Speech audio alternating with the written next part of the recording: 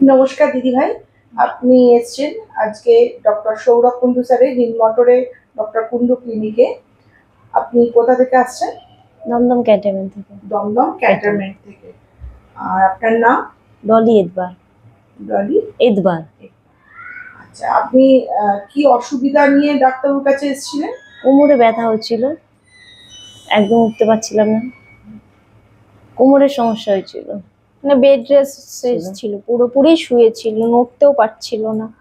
আচ্ছা, ডাক্তারবাবুর খোঁজ কোথা থেকে পেলেন? তার মানে ডাক্তার স্যারকে আমি আগে আমার মাকে দেখিয়েছিলাম, তারপরেই মামিকে নিয়ে এসেছি আমি আপনার স্যারের কাছে। মামি হন?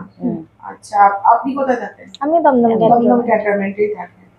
আচ্ছা, তারপর কোমরে স্পাইনের ব্যথা নিয়ে একদম বিছনায় শয্যাশায়ী অবস্থায় ওনাকে ভর্তি করেছিলেন। কোথায় ভর্তি করেছিলেন? সঞ্জীবনীতে ভর্তি করেছিলাম। ডক্টর সৌরভ কুন্ডু স্যারের আন্ডারে ভর্তি করেছিলেন।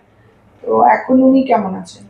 এখন অনেক তো ভালো মানে আছে। নড়তেও পারছিল না, পুরোপুরি শুয়েছিল, এখন হেঁটে হেঁটে আসলো আজকে। আচ্ছা, আপনার মানে সমস্যাটা কি হয়েছিল?